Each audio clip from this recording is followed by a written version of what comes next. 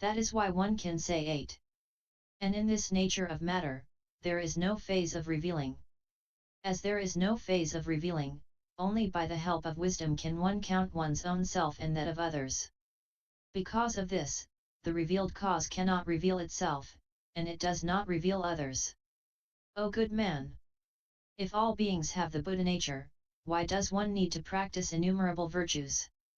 If one says that to practice the way is the revealed cause, this negates the claim that it is the same as butter. If one says that in the cause there is definitely the fruit, there can be no increase in sila morality, samadhi meditative absorption and wisdom. I see that worldly people originally do not possess sila, samadhi, and wisdom. These increase as one follows the words of the teacher and receives these, and by degrees these increase. One says that what the teacher teaches is the revealed cause, but at the time the teacher is teaching, the one who receives does not as yet have sila, samadhi, and wisdom. If this were supposed to be the revealing, this indicates that there was no revealing. How can one practice sila, samadhi, and wisdom and make these increase? Bodhisattva Lion's Roar said, if there is no revealed cause, how can one say that there is milk or butter? O good man! There are 3 ways to answer the blames criticisms of the world, which are, 1. Reverberating answer, as is resorted to as in the following, why do we uphold sila? Because of the fact that one does not regret or one cares for great nirvana. 2. Silent answer, as when a brahmacharin came to me and asked, is the self eternal, when I maintained my silence. 3. Doubting answer, as in, if there are 2 revealed causes, why cannot there be 2 milks? O good man! I now resort to the reverberating answer, because the people of the world say that there are milk and butter and that one decidedly gains these. Because of this, we can say that there are milk and butter. It is the same with the Buddha nature, which one can actually see. Lion's Roar said, what the Buddha says does not work out well. The past is already gone and the future has not yet come. How can we say that these exist? If this means what is to come about, this does not accord with reason. This is as when the people of the world say sunless, when they see a person without a sun. How can we say that all beings have the Buddha nature when they do not have it? The Buddha said, O good man! The past is an existence. For example, we plant a mandarin orange. It shoots out a bud and the seed dies. The bud is sweet, the fruit, too, is sweet. When ripe, it becomes sour. O good man! This taste of sourness does not exist in the seed or in the bud, nor is it in the raw fruit. When ripe in accordance with the quality it originally possesses, there come about the form, color, the external appearances and the sour taste. And this sourness is what originally was not, but what now is. Even though not existing but now existing, this is not to say that there was not originally the quality as such. Thus, though the fruit derives from the past, we nevertheless can say that it is what exists. Because of this, we say that the past is what is. How can we call the future is? For example, a person sows sesame. People ask, why are you sowing this? The person answers, we want to have oil. Although the oil does not exist, we gain it when the sesame ripens, when we harvest the seeds, roast or pass them through steam, and pound or press them and we gain the oil. Know that we are not telling any lies. For this reason, we can say that there is a future is. How, again, can we say that the past has an is? O good man! A person speaks ill of the king in the former's quarters. Years later, the king comes to hear of this. On hearing of this, he asks, why did you speak ill of me? O great king! I did not speak ill of you. The person who spoke ill of you is now dead. The king says, both the person who spoke ill of me and my own body exist. How can you say he is dead? On account of this, the man loses his life. O good man! These two actually do not exist, and yet the karmic result remains and is not dead. This is the past is. How do we speak about the future is? For example, a person goes to a potter's and asks, "Have you a pot?" The answer comes back, "We have a pot." And yet, actually there is no pot. As the potter has the mud, he says that he has it. The case is analogous to this. No. That the person is not telling lies. There is butter in milk. It is the same with the Buddha nature of beings. If one wishes to see the Buddha nature, one must think of time, form, and color. For this reason, I say that all beings possess Buddha nature. There is nothing in this that is false. Lion's Roar said, if beings do not have the Buddha nature, how can they attain unsurpassed enlightenment? Because of the right cause. Through this, beings attain unsurpassed enlightenment. What is the right cause? It is none other than the Buddha nature, O world-honored one. Even when the seed of Nyagrudha contains within it the Nyagrudha tree, we call it the Nyagrudha seed. And why is it that we do not call it a Katara seed? O world-honored one. The family name of Gautama cannot be made to pass for Atriya, and Atriya cannot be made to stand for Gautama.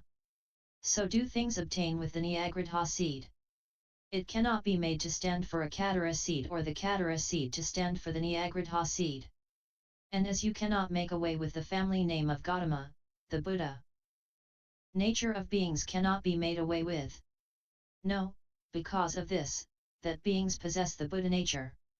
The Buddha said, O good man! If you say that there is the Nyagrudha in the seed, I have to say that this is not so. If there were, why do we not see it? O good man! If is as with things of the world which cannot be seen because of causal relations. What are such causal relations? They are, for instance, like the case where distance is too great, so that one cannot see. Or like the trace of a bird's flight across the sky. Or as when the distance is too short, as in that of a blink of the eye. Or as in the case of breaking up, as a result of which one cannot see. Or because of the rotting of the root. Or it is like the dispersion of thought, as when one's mind is not set all exclusively upon a single point. Or it is as when something is too tiny, as with a mote. Or it is as when an obstacle exists, as when clouds obscure the sight of the stars by coming in between. Or when there are too many, so that it is not possible to see, as in the case of hemp amid the rice plants. Or because of similarity, as a result of which one cannot see, as in the case of a bean amidst beans. But the Nyagrudha is not anything like these 8 causal relations. If such, why is it that we cannot see such?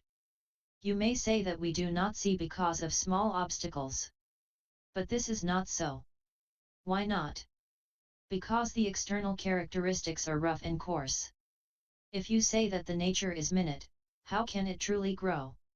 If one says one cannot because of an obstacle, we would not ever be able to see. If it is said that there was originally no such coarseness, but one now sees this coarseness, know that this coarseness has no nature of its own. Originally, there was no nature. And one now sees. Know that the nature of this seeing originally has no nature of its own. It is the same with the seed. There was no tree itself. Now, we see it. What harm is there? Lion's Roar said, there are 2 causes of which the Buddha speaks. One is the right cause and the other the revealed cause. Because the Nyagrudha seed is grounded on the revealed cause of earth, water, and dung, this enables what is minute to gain coarseness, bulk, size. The Buddha said, O good man! If there is the ground to start from, why do we need to seek the revealed cause? If there is no nature to talk of, what is there to reveal? If there is not originally any element of coarseness, and because of the revealed cause there comes about coarseness, why is it that Katara does not come about? The fact is that both do not originally exist. O good man! If minuteness cannot be seen, one can see well that which is coarse. For example, one may not be able to see a single mote, and yet when many motes foregather, one can. Of such seeds, one can see what is coarse. Why? Because in this there is already the bud, stem, flower, and fruit. In each fruit, there are already innumerable seeds.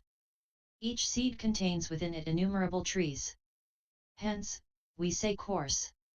As there is this coarseness, one can indeed see it. O good man!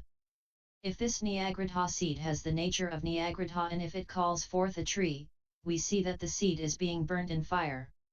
Thus the nature of being burnt will also be an is. If it is an is, there cannot be any coming about of the tree. If all things are originally of the nature of birth and death, why is it that birth precedes and death follows, and that everything does not happen at the same time? For this reason, know that there is no nature. Bodhisattva Lion's Roar said, O world-honored one! If the Nyagrudha seed originally has no nature of the tree and yet calls forth the tree, why is it that this seed does not give out oil? This derives from the fact that neither of these has such a nature. O good man!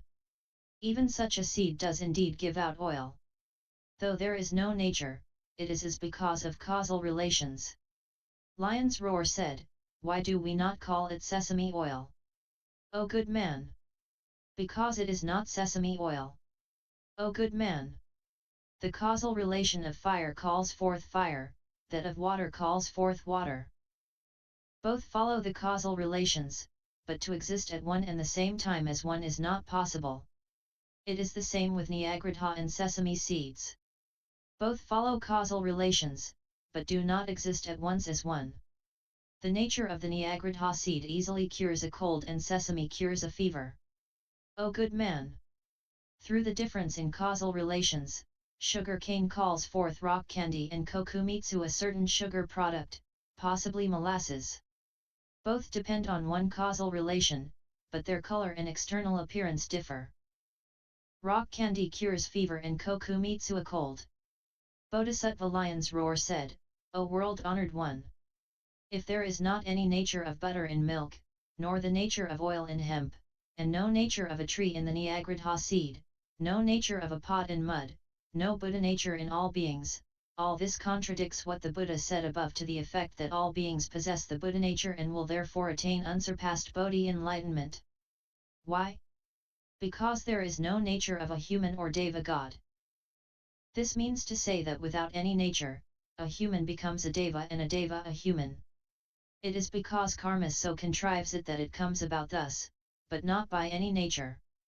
The Bodhisattva-mahasattva attains unsurpassed Bodhi only through the causal relations of karma. If it is said that all beings have the Buddha nature, why does the Ekantaka segregate himself from the root of goodness and fall into hell? If the Bodhi mind is the Buddha nature, the Ekantaka cannot be cut off from it. If he is cut off, how can we say that the Buddha nature is eternal? If it is not eternal, we cannot call it the Buddha nature. If all beings possess the Buddha nature, why do we speak of such as the first aspiration to Bodhi? And why do we speak of Vaivardhi drawing back and of Vaivardhi non-retarding? If Vaivardhi, the person could not have the Buddha nature. O world-honored one!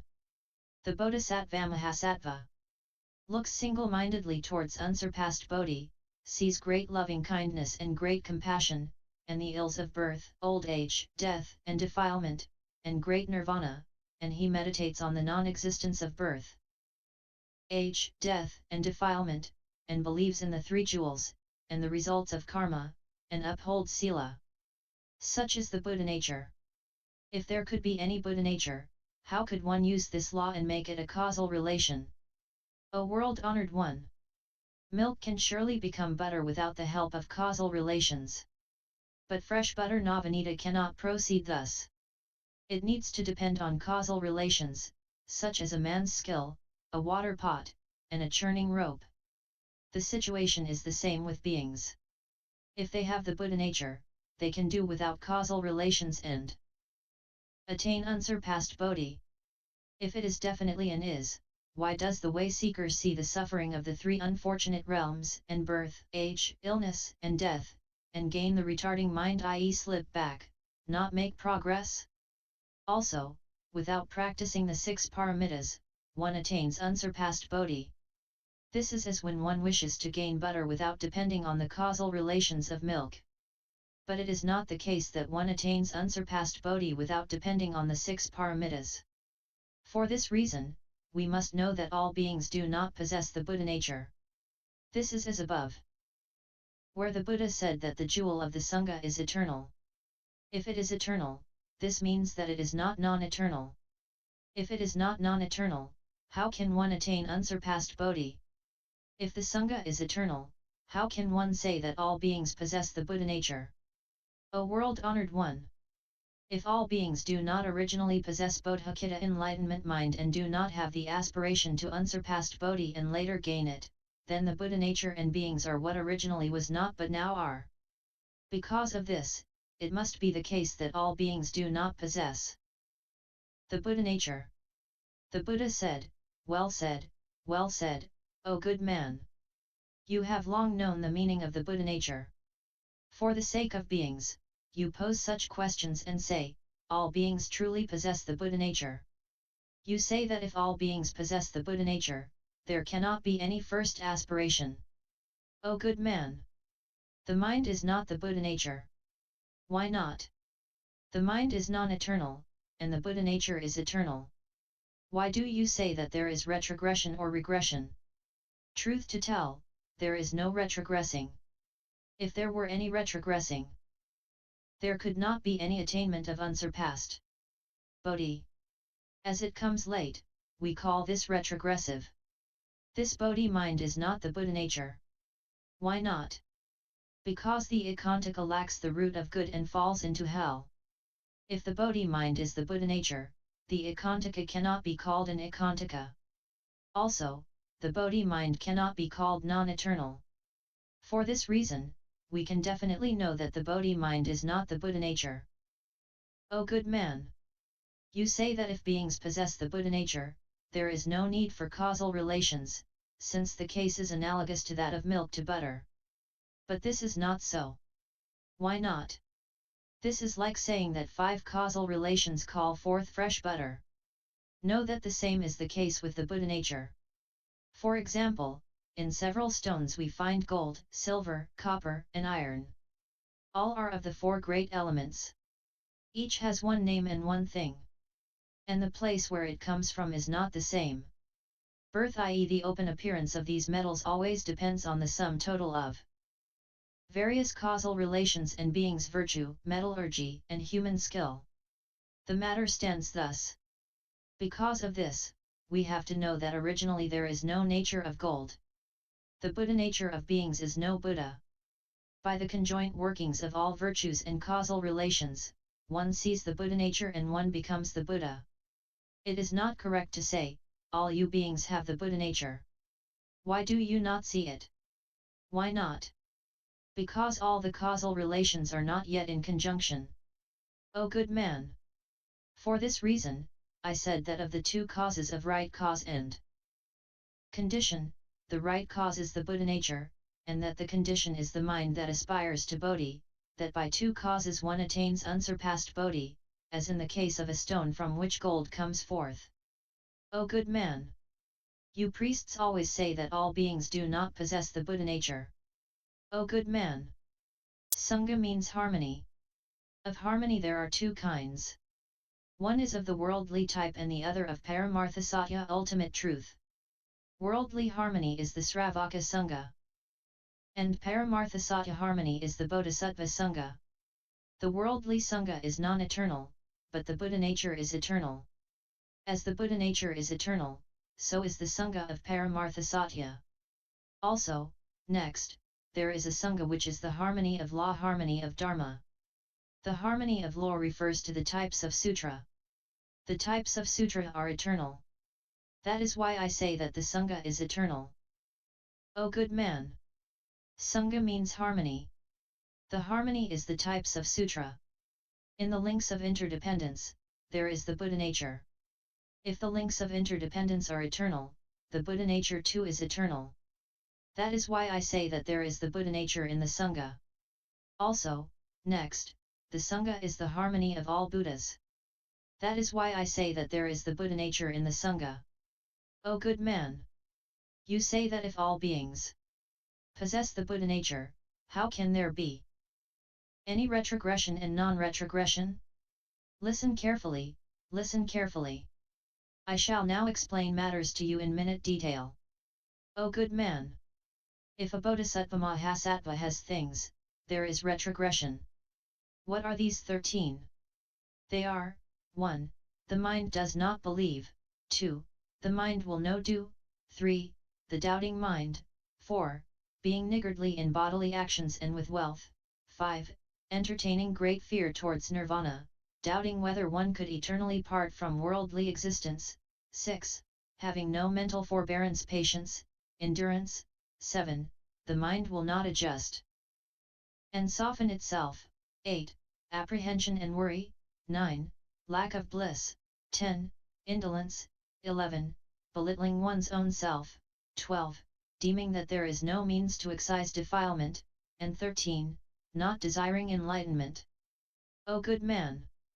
These are the things that cause the Bodhisattva to retrogress from enlightenment. Further, there are 6 things which destroy the Bodhi mind. What are they? They are, 1. Parsimony, 2. Entertaining an evil mind towards all beings, 3. Making friends with evil people, 4. Non-effort, 5. Arrogance, and 6. Carrying on worldly business. These 6 things destroy the Bodhi mind. O good man! A man hears that the All-Buddha, world-honored one, is the teacher of humans and gods, that he is the best, incomparable, and superior to Sravakas and Pratyeka Buddhas, that his Dharma eye is clear, that he is unhindered, that he passes all beings over the great sea of suffering. Having heard this, the man takes a great vow, if there is any such person, I too shall be like him. Through this causal relation, he aspires to unsurpassed enlightenment. Or taught by some others, a person may aspire to unsurpassed enlightenment. Or a person might hear that the Bodhisattva underwent stringent penances for asamkhyas of kulpas and later attained unsurpassed enlightenment.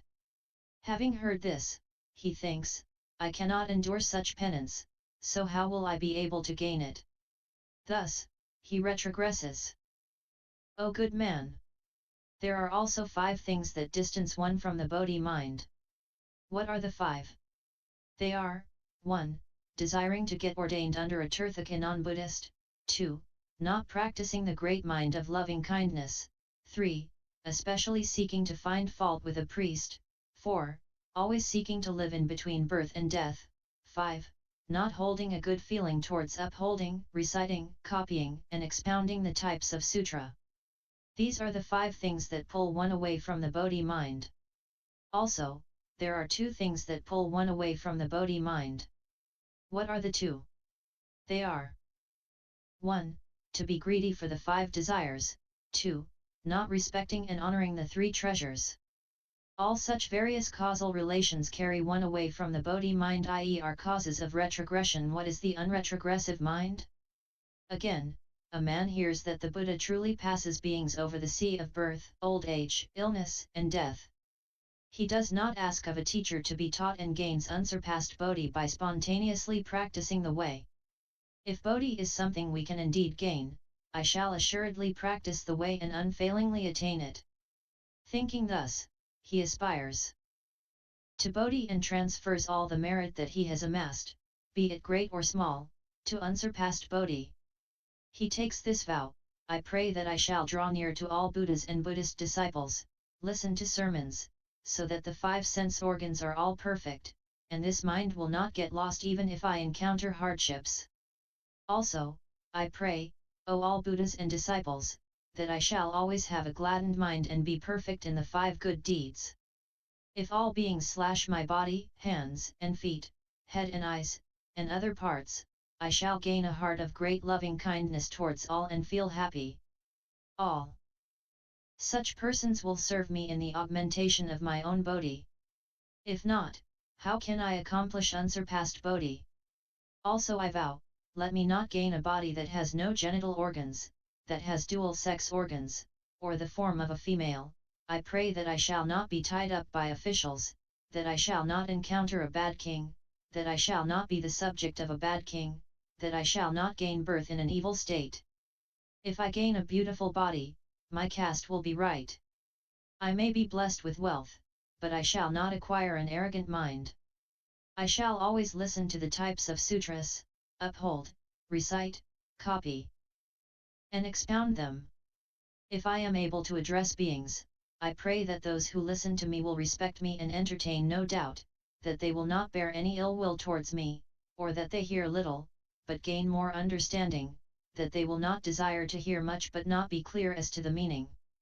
I pray that I shall become the teacher of the mind, but not make the mind the teacher, that all my bodily, oral, and mental actions will not befriend evil, that I shall be able to bestow peace and bliss upon all beings, that I shall not be moved like a mountain in the bodily precepts and in the wiseness of the mind, that I shall not be parsimonious with body, life, or wealth, that I shall not do impure things and regard such as being meritorious, that I shall carry on a right way of living, live by myself, that I shall not do evil or flatter in mind, that when receiving any favor I shall pray in my mind to repay in a manifold way, even when only favored a little, that I shall be well versed in all worldly acts and skills, that I shall be able to know all dialectical idioms terms, that I shall recite and copy the types of sutra, that I shall not be indolent and lazy in my mind, that if all beings do not desire to listen, I shall bring forth means so that they will be pleased to give ear to me,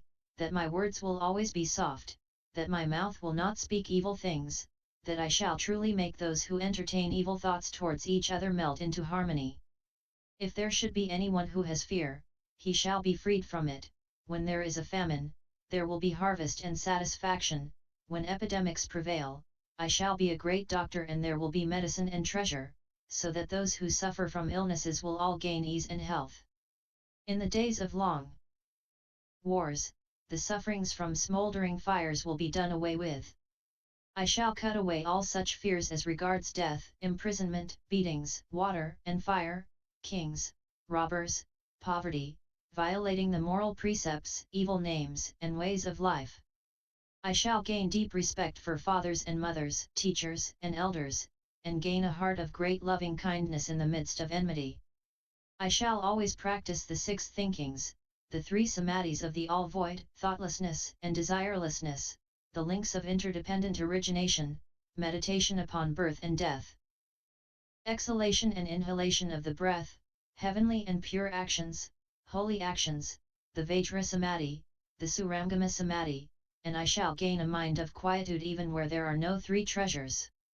When I have to suffer from great sorrow, let me not lose the mind of unsurpassed Bodhi, let me not feel self-satisfied with the mind of the Sravaka or Pratyeka Buddha. I shall renounce the world amidst the ways of the Tirthakas and where there are no 3 treasures, so that I shall be able to crush the twisted views of life, and I shall not fall there into their ways of life. I shall gain unmolestedness in all things, be free in my mind, and be able clearly to see through all the wrongs of the created world. I shall fear the ways and fruitions of the 2 vehicles as I would fear losing my own fleshly body and life. For the sake of beings, I shall find pleasure in sitting amidst the 3 unfortunate realms like those who greatly like to look up to life in Trayastrimsa heaven. For the sake of each person, I shall, for innumerable kulpas, suffers the pains of hell, and I shall feel no regret. I shall not burn in jealousy when I see others gaining profit. I shall always be as happy as when I myself gain bliss. Facing the 3 treasures, I shall offer clothing, food and drink, bedding, accommodation, medical attendance and cures, lights, flowers and incense, music, banners and parasols, and the 7 treasures. If I receive injunctions from the Buddha, I shall zealously guard them and never break or transgress them. If I come to hear of the hardships of practice of the Bodhisattva, I shall feel pleased and have no regrets. I shall be empowered to read into my own past lives, and I shall not be a servant of greed, anger, and ignorance. For the sake of results that are to come, I shall be no slave to causal relations. I shall not be addicted to the greed of pleasure that one has. O good man! If any person has such prayers, this is where we say that the Bodhisattva definitely will not draw back from the Bodhi mind. He is also called a Dhanapati, one who gives. He will truly see the Tathagata, is one who is clear as to the Buddha nature, and one who well adjusts beings and enables them to pass over the sea of birth and death. He protects unsurpassed wonderful Dharma well and is perfect in the 6 paramitas. O good man! For this reason, the unretrogressive mind is not called the Buddha nature. O good man! Do not say that beings do not have the Buddha nature just because of the retrogressive mind. For example, 2 persons here, in another land, there is a mountain made of the 7 treasures. In the mountain, there is a clear spring, whose water tastes sweet. Should any person reach this spring, he will make away with poverty, anyone who drinks its water will gain a long life. But the way to it is long and steep. Then, both men desire to go there. One of the men goes equipped with various traveling outfits, whereas the other goes unprepared, not even keeping to the rules of food. They are walking together, when along the way they meet a man who has plenty of treasures, perfect in the 7 rarities. The 2 go up to this person and ask, "Is there any mountain of the 7 treasures in that land?" The man replies, "There truly is such a land, and it is not false. I have already gained the treasures. I have tasted the water. The only thing to worry one is that the way is steep, and there are robbers, gravel and thorns, watery succulent plants are lacking. Thousands and millions go set out, but few reach the end." On hearing this, one of the men feels regret and says, "The way is long and there is more than one trouble. Innumerable is the number of those who go and few gain the end. And how can I expect to reach this place? At present, I have what I need to have. If I stick to this, I will not lose my life. If life is at stake, where can I look for longevity?" The other man also says, "People indeed go, I too shall go. If I truly gain that place, I shall have rarities and taste the sweet water. If I cannot, let my life end there." Now, the one regrets having started out and draws back, whereas the other goes on, gaining the mountain and rarities, and tastes the water that he desired to taste. Carrying all that he has gained, he comes back to where he lives, serves his parents and his ancestors. Then, the one who regretted having started out on the journey and who turned back sees this and goes down with a fever. He went and is now back. How can I remain here? And equipping himself, he starts out on the journey again. The 7 treasures can be compared to great nirvana, the sweet water to the Buddha nature, the 2 persons to 2 bodhisattvas who first aspire to Bodhi, the steep path to birth and death, the man whom they meet on the way to the Buddha world honored one, the robbers to the 4 maras, the gravel and thorns to defilements, the lack of watery plants to the non-practicing of the way of Bodhi, the one who turns back to the retrogressing bodhisattva, and the one who goes on alone to the non-retrogressing bodhisattva. O good man! The Buddha nature of beings is eternal and unchanging. And we say, referring to the steep path, when the person regrets and turns back, this makes the way non-eternal. But this cannot be so said. The same is the case with the Buddha nature. O good man! On the path of Bodhi, there is not one who turns back. O good man!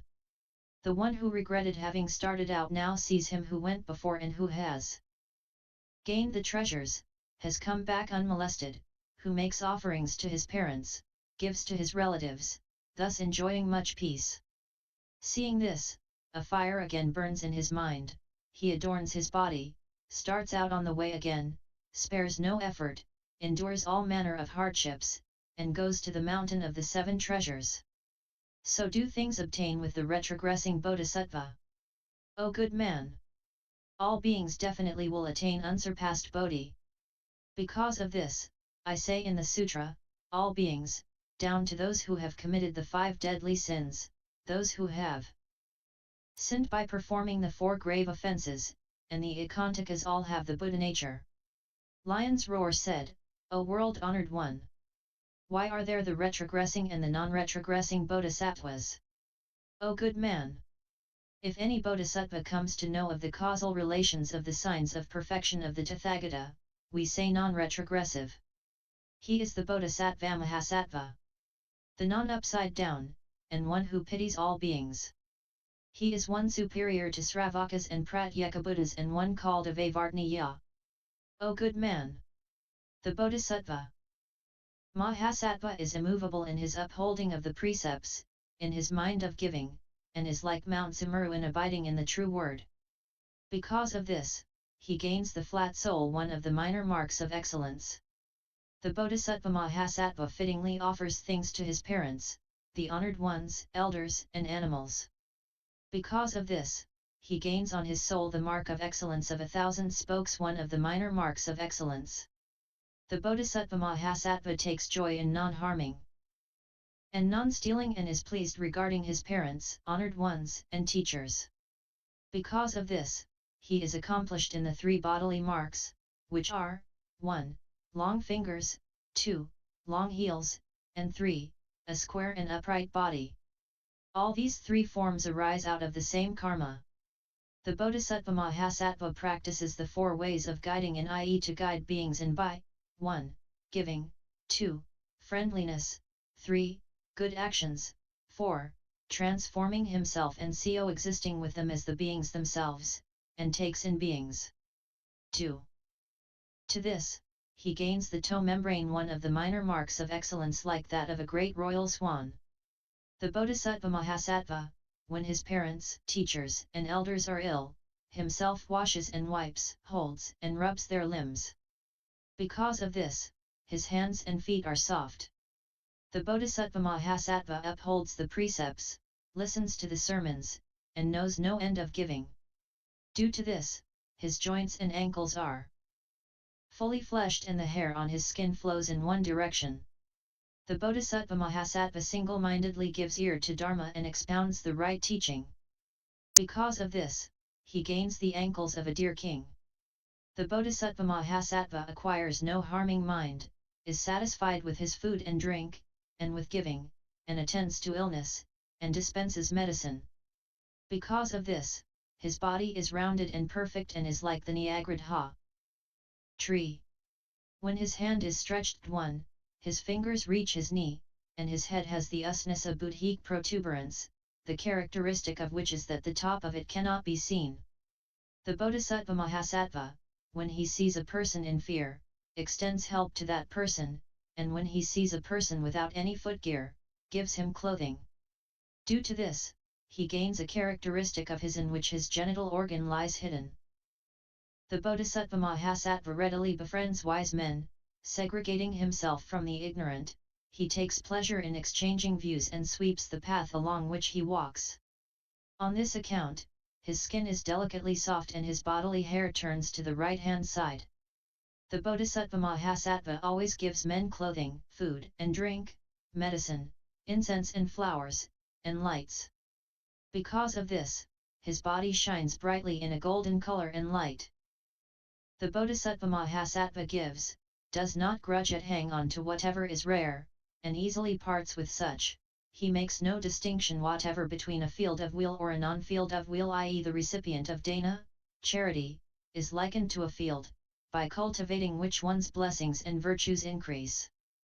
Because of this, he is full and right set firm in the 7 places of his body. The Bodhisattva-mahasattva seeks wealth lawfully and gives this away to others. Because of this, the boneless parts of his body are full, the upper part is like that of a lion, and his elbows are well balanced and delicate.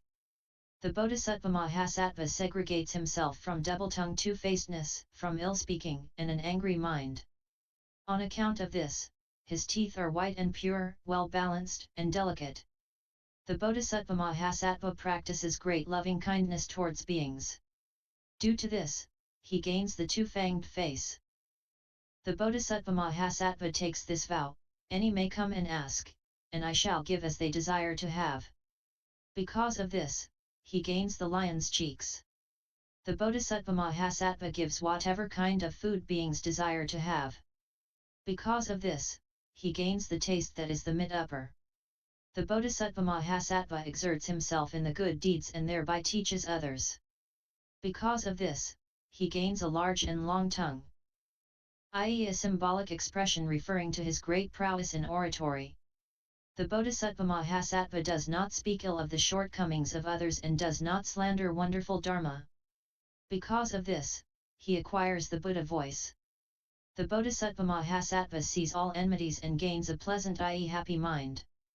Because of this, he gains the blue tone of his eyes. The Bodhisattva-mahasattva does not conceal the virtues of others, but praises the good which they have. Due to this, he gains a face with a white tuft of hair on his brow. O good man! When the Bodhisattva-mahasattva practices such kinds of causal relations, he gains a mind that will not regress from the mind that seeks Bodhi. O good man! All beings are beyond knowing, also inconceivable are the worlds of Buddhas, and the workings of karma, and the Buddha nature. Why? Because these four things are all eternal. Being eternal, they cannot be conceived of. With all beings, defilement overspreads them. And we say eternal. The defilements of disruption and permanence go. Hence, non-eternal.